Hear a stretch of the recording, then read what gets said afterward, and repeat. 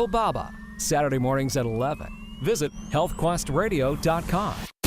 Now, from the Signature Bank Studios, this is Chicago's Morning Answer Merry Christmas. on AM 560. Ho, ho, ho. The Answer. Top of the morning, Dan and Amy. The academic Walter Russell Mead, Bard College, formerly Yale.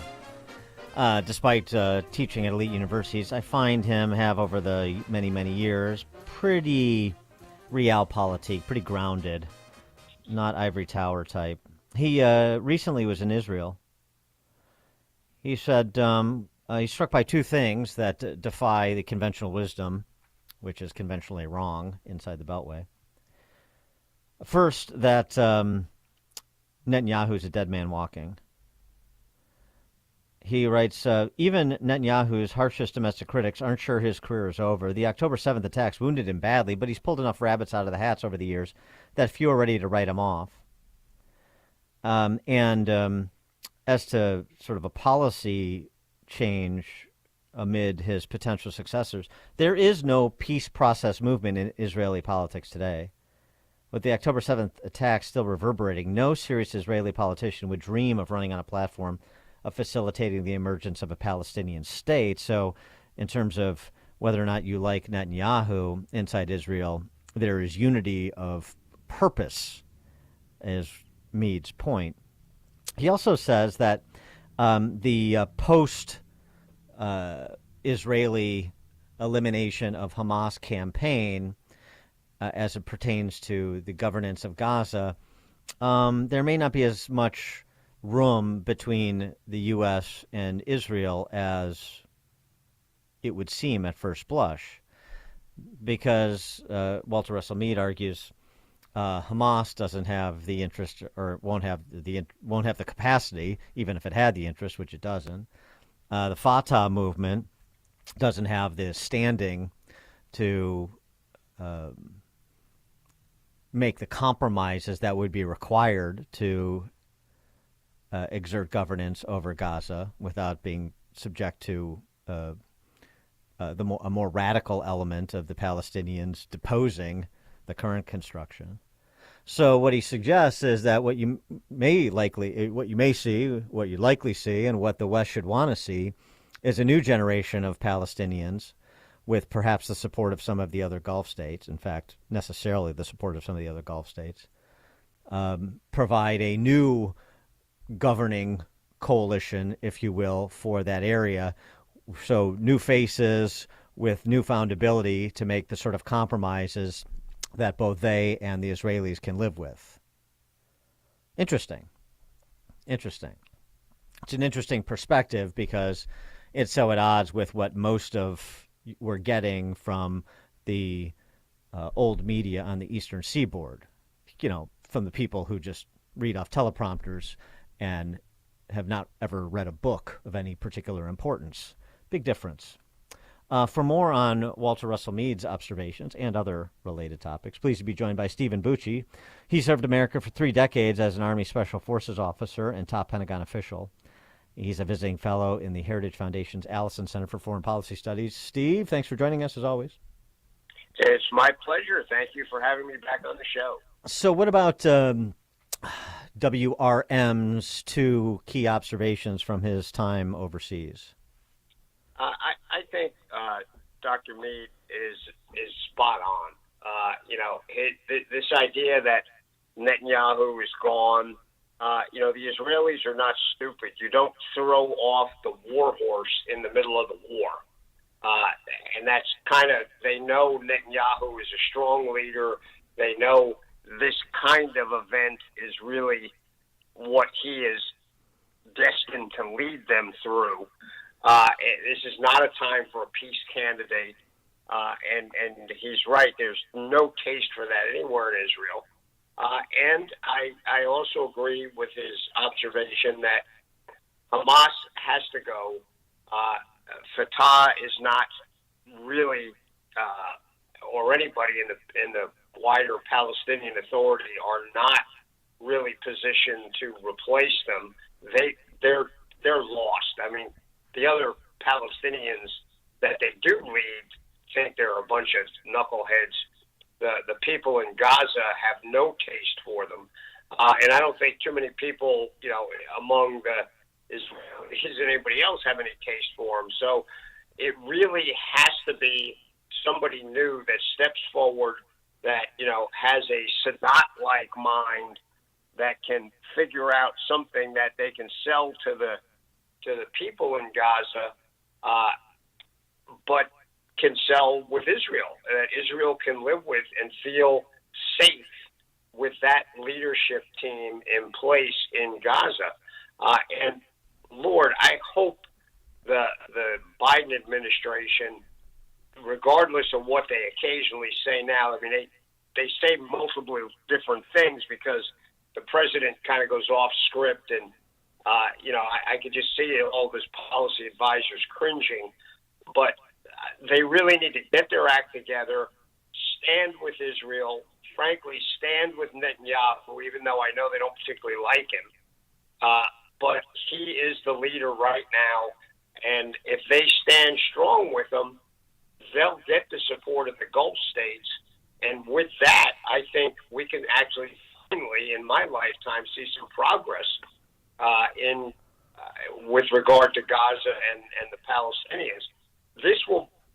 That outcome will benefit the Palestinians far more than any other goofy left-leaning solution that, let's just give them some more land. It's okay. They'll be happy with that, and then it'll all be peaceful. That doesn't happen. It hasn't happened. Why do people keep suggesting it? It's just ludicrous. So, is the Lloyd Austin visit, is this just play acting? Is this Lloyd Austin going over there to tell Netanyahu, hey, let's ease off on some of the bombing? Wink, wink, I have to say this. And then you say we had a constructive conversation and there's some things that we agree and disagree about, but we're committed to the overarching mission and so forth.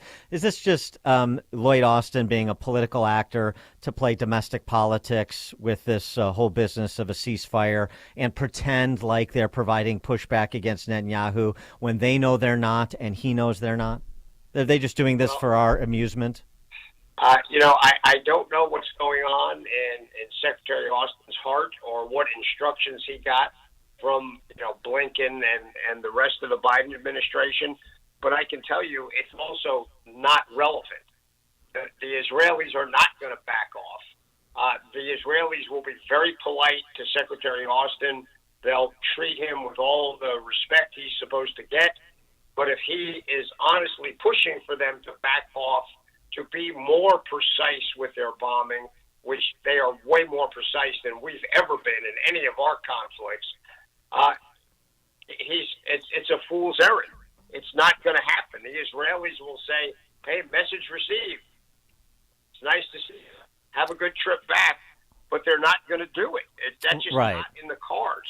So, well, that's why I think this is a kabuki theater, right? I don't believe that they believe they're going to impact Netanyahu. I don't believe that Netanyahu believes they believe they're going to impact him. I think it's all just a big show for domestic political considerations, namely their constituents who are lying on expressways around the country stopping traffic. Yeah, and that's why I say I don't know if the Biden administration is consciously saying we've got to do this just to handle the loony left part of our party, but we don't really mean it. Or even if they did mean it, it doesn't matter. Mm-hmm. Israel's going to do whatever it wants to do because that's their responsibility to their people.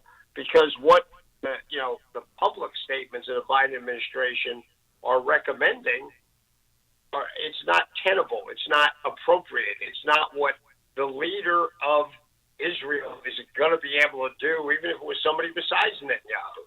Now, late last week, President Biden met with Americans whose loved ones are still being held hostage. I don't know if that was just, a dog and pony show, but is there anything at all going on with negotiations to try and get American citizens back?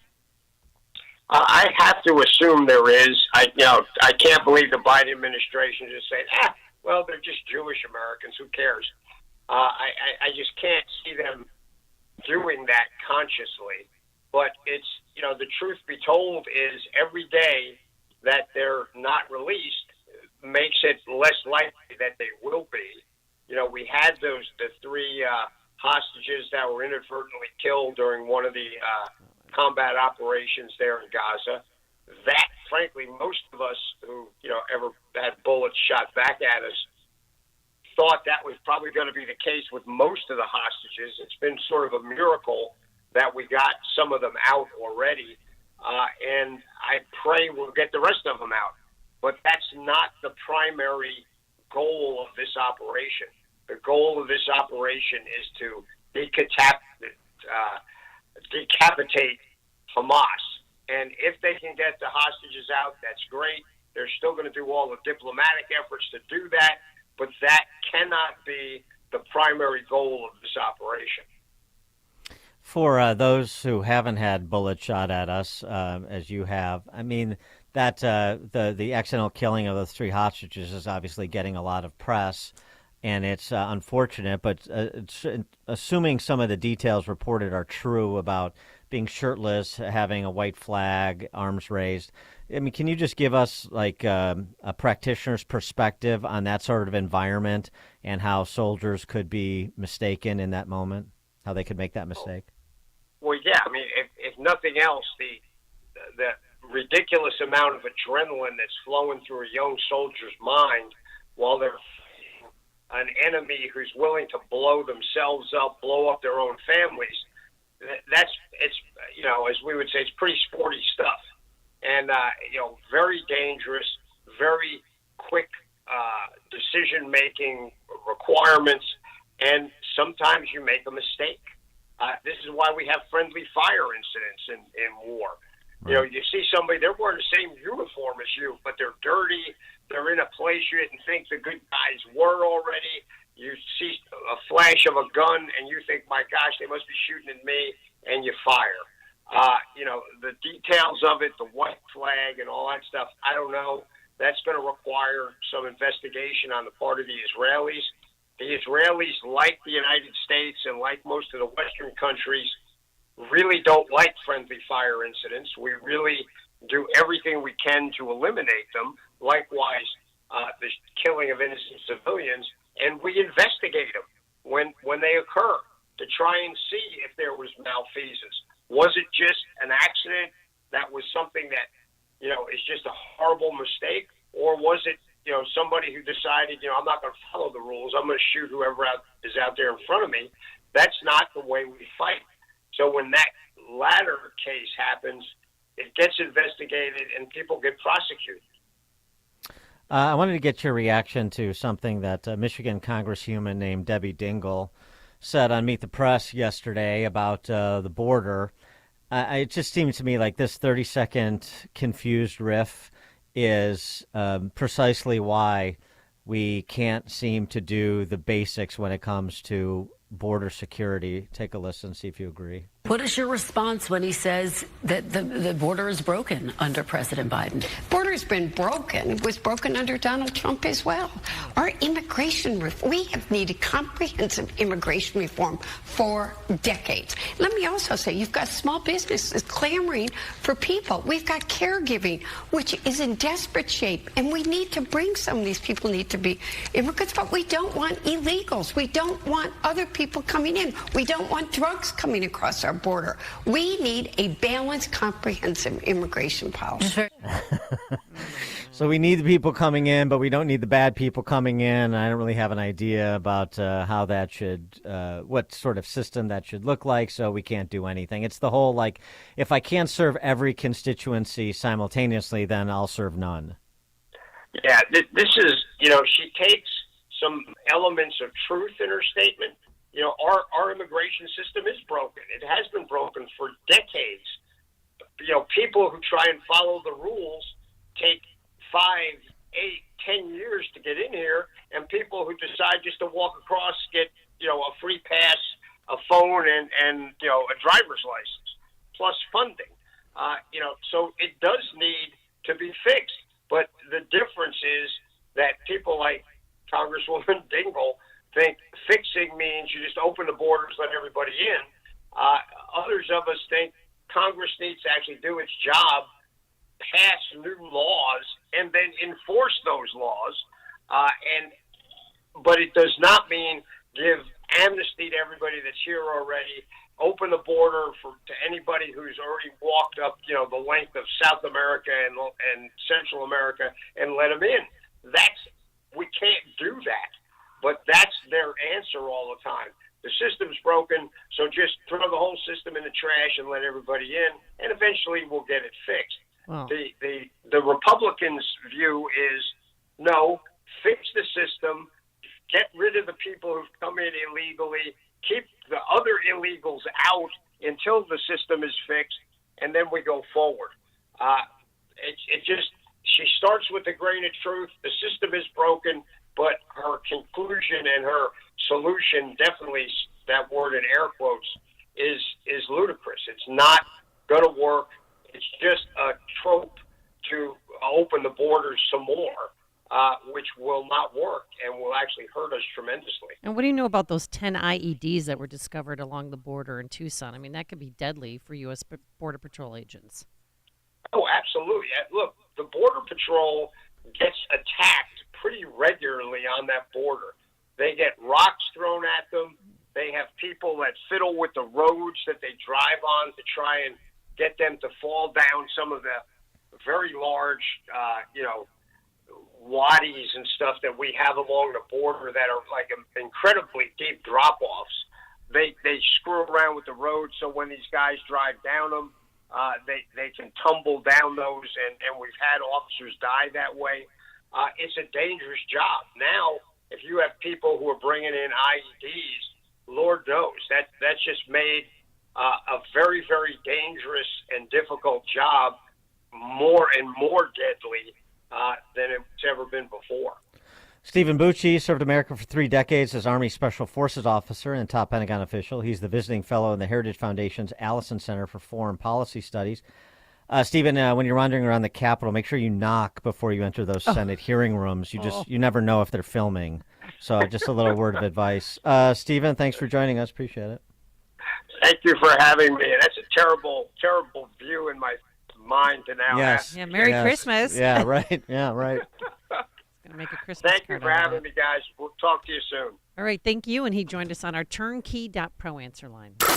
This is Chicago's Morning Answer on AM 560. The Answer. Signature Bank is Chicago's fastest growing independently owned business bank. They're a bank with roots right here in Chicago, and their decisions are made locally too. I'm Dan Proft, and I know this because Signature Bank is my business bank. Hi, I'm Mick O'Rourke, President and CEO of Signature